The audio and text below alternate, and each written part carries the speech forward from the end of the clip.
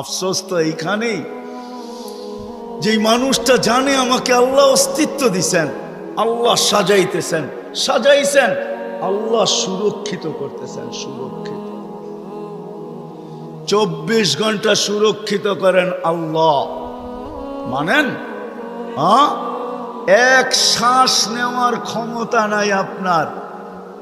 আনতুমুল ফুকারা, আল্লাহ বলে তুই মুখাপেক্ষী, এক শ্বাস নেওয়ার ক্ষমতা তোর নাই।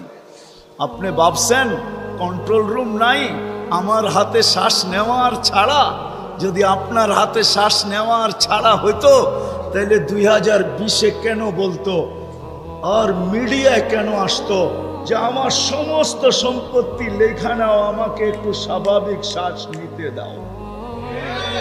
নাই মিডিয়ায়, নাম বলবো না, মিডিয়ায় নাই। মিডিয়া উঠে দেখেন ভেন্টিলেটর কেন তৈরি হতো। হায় হায় হায়,